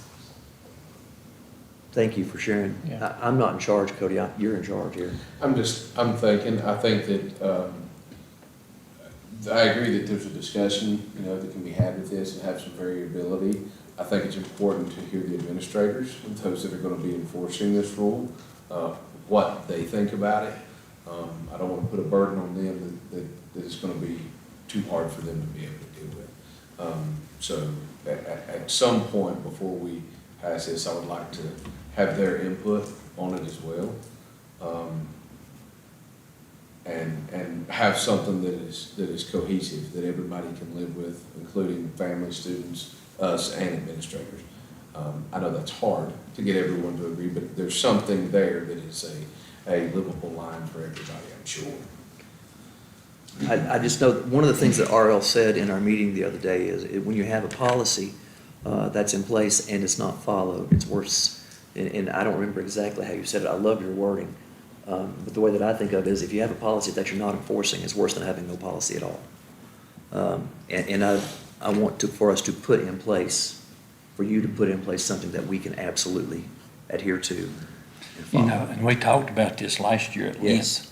And we said, we came up with this and we said, we won't enforce this till next year. Yes. That gives parents and everybody time to realize, hey, this is the dress code. Yes. And as far as being able, I've looked this up online, I've checked stores, you can find shorts mid-thigh. I've been up there and I've seen very inappropriate, and what length do you need? I mean, 3 inches, 5 inches, 7 inches short, and you can't measure it. You can't go around measuring it, but if you say about mid-thigh, that's easy to look and see. I don't buy that you can't find shorts mid-thigh. Okay. And I've got stuff here showing that, but it's a discussion. So. And this is just on the table for discussion. That's all. This is just discussion. Before the next meeting, on the June 9th meeting. Yes. Can we have administrators' input? Yes. And let us know and Lisa, you can send them the language that you have and see if there's anything that needs to be changed, doctored, altered, or anything like that, so that they can have some input and we can have further discussion at the June 9th meeting about what is practical and what we're going to be able to do, and also something that is appropriate. I can make that happen. Okay. Okay? Just as a point of discussion. Yep. Okay? All right? Okay? All right. That's all that is in the discussion portion the of our. amendment? No, it's not. There's one more, thank you. Received, thank you for reminding me, Cody. We received an amendment to the interlocal agreement. The primary, I'm going to tell you, there are two pieces in this that are important to me, okay? The primary issue is the original interlocal agreement said that any change of orders that were over $10,000 had to have approval of the boards, basically. And there will be, I expect change orders, and $10,000 is a pretty low standard. In our board policies, there's the opportunity for a $90,000 limit in other areas. And I came to you last time and spoke about $90,000 for change orders, okay? So we went ahead and had John Henning draft this agreement, and it says that. But there's another piece that's in this that's pretty important to me, and it's on the second page, and it's in section B. Do you have a copy of this? Yeah.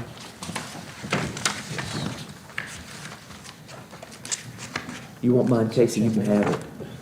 I don't think I have one. Here, take this one. It's even highlighted. It's even better. And the other piece that I believe that is important in this is that it talks about the county matching funds first. And Stephanie and I have had a conversation about this drawdown and how it was our understanding that the initial parts of this were going to be paid for from county match, okay? And my understanding is that it is on the 20th agenda for the commissioners to discuss again this month or something around that. I think that we need to be, I wouldn't say vocal, but we need to encourage our commissioners to go ahead and to decide how they're going to find that match, so that we can start using that to pay the initial pieces. Okay? That's what you have said that you wanted to do. I am not calling out our commissioners and saying that I'm not doing that. But I think that we need to encourage them to move forward with that. And that may mean some discussion with us as well. Okay? Those are the two pieces in this interlocal that I believe are really important. Okay? Any questions or concerns about this amendment? I was just thinking on that, section 1, part A down there, it starts on page 1, it goes over on the first page. All of them's page 1 on the bottom of it. Oh, do they? Okay, sorry. But anyway, I was thinking, it talks about within the funds, for purposes of this paragraph, change orders shall not be divided for purposes of avoiding the application of this dollar threshold. Change orders in excess of $90,000 shall be approved by the Board of Commissioners. But I think what this is saying is, Mr. Sheldon, I may be interpreting this wrong, but that you can approve change orders up to $90,000. I thought what we had discussed is the school board could approve changes up to $90,000, not over that. And I think you said that was for your own protection too, in a way. Yes. So I don't think this says the school board approves. It says the superintendent can approve. Can approve up to $90,000. Over $90,000, it has to come to you. Over $90,000 goes to the Board of Commissioners. It doesn't come to you? This says it goes to the Board of Commissioners. I thought over 90 required both. That's all. Is that what the documentation says? Because if it doesn't say that and you want it to, we need to make sure that it does. Yeah, it says both parties agree. Both parties agree. Okay. So that's going to take On one. that's going to take approval from both parties on that. Where does it say both parties? It's right there on one. Turn the page. Both parties agree. Oh, both parties agree. Yeah. Well, that's just saying both parties agree to what this says. Yeah. But it don't say that the school board approves the change order. How do you want that to read? Do you want Well, both? I was just thinking the last time we talked about this, we said that the school board has the ability to approve up to $90,000 without asking the commissioners. Okay. Do you want then to make sure that that's what do you all want more time to look at this so that we can come to an agreement on what that language is? I mean, my intent personally was to give Mark the freedom to be able to approve change. I mean, I can tell you, you're gonna have a lot of change orders on the job, whether you want to or not, they'll be a thing. And we don't need to have board meetings and commissioner meetings every time he needs to approve a $10,000 item, in my opinion. Have you had an opportunity to really look this over yet, Stephanie? And that's okay if you haven't. It's not like you don't have anything else to do.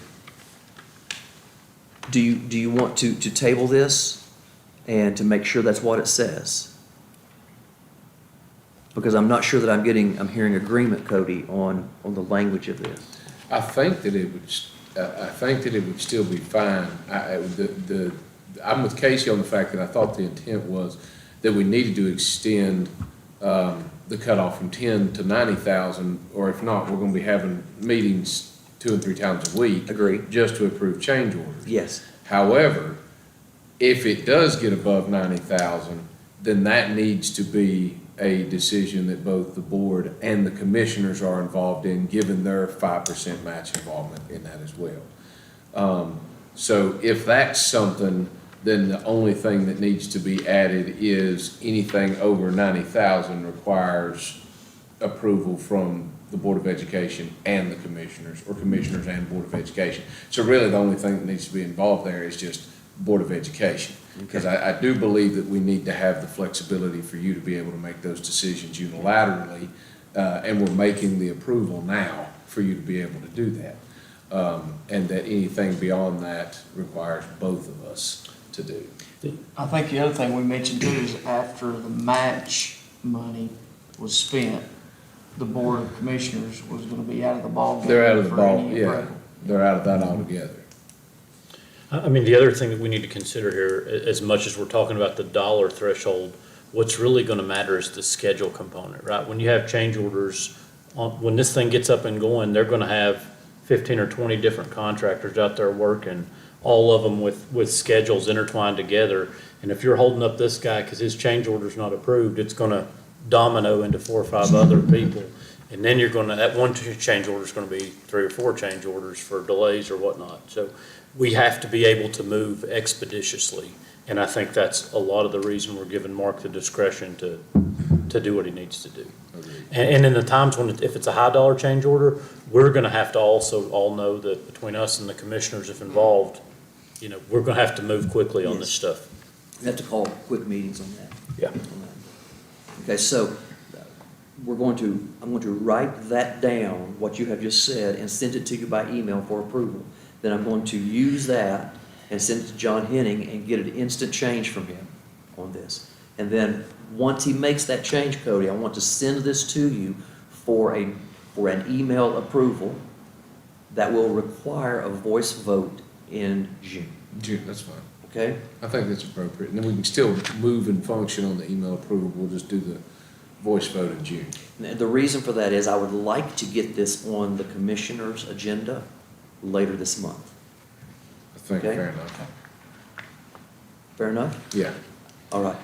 Before we get done tonight, I want you all to put that in writing for me. And then I will take care of that first thing in the morning. Okay? Those are all of the discussion points. Thank you all very much. Can we move, Cody, can we move to Yes. action items? Yes, we may. Okay. I recommend that the Swain County Board of Education approve the consent agenda, including personnel and the minutes from March 10th, 2025, March 14th, March 19th, April 1st, April 8th, and April 24, 2025 meetings. Motion. Second. Any further discussion? All in favor by show of hands? Passes unanimous. I recommend that the Swain County Board of Education approve the 25-26 budget continuing resolution as presented by Ms. Treadway. Motion. Second. Any further discussion? All in favor by show of hands? Passes. I recommend that the Swain County Board of Education approve the critical needs grant drawdown request again as presented by Ms. Treadway. Motion. Second. Any further discussion? All in favor by show of hands? Mr. Sell, did we, on personnel B, are we waiting on that? There's nothing to put there. I put that there in case there was the desire to pull someone out of consent agenda. Okay. And just All right. remind us. Sorry. To my memory, there is nothing to go there. Now, if I'm wrong, somebody's going to There's tell no, me. I just wanted to make sure that, okay, That was a placeholder for me. Okay. understood. I recommend that the Swain County Board of Education approve, did we just do budget amendments? We did critical needs, we need Okay, to do budget. that the Swain County Board of Education approve the budget amendments as presented by Ms. Treadway this evening. Motion. Second. Any further discussion? All in favor, by show of hands? Passes unanimous. I recommend that the Swain County Board of Education approve the 25-26 capital budget as presented by Mr. Dills. Motion. Second. Any further discussion? All in favor, by show of hands? Passes.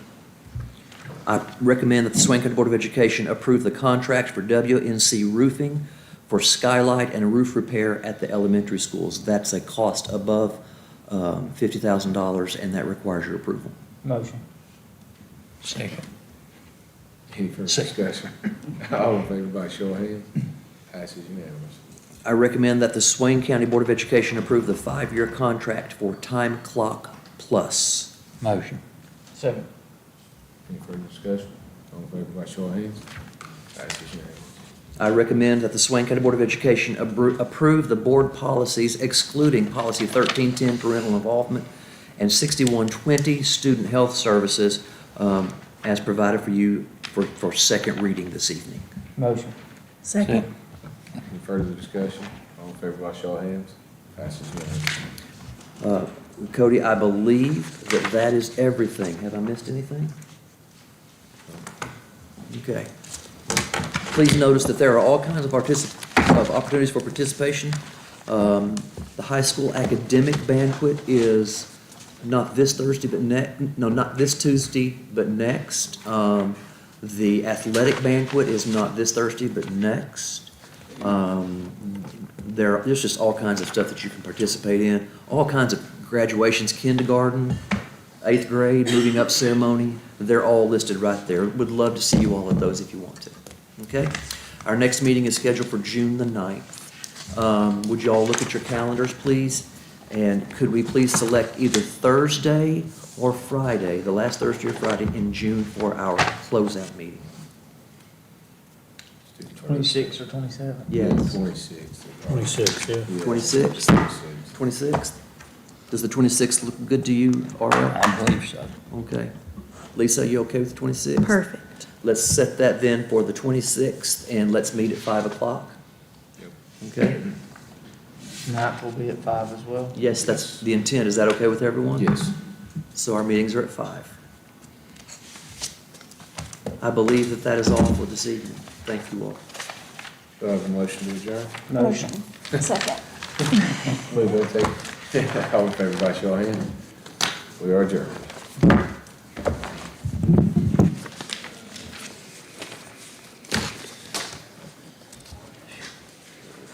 That's a lot. So that was a lot. Wasn't it? I know.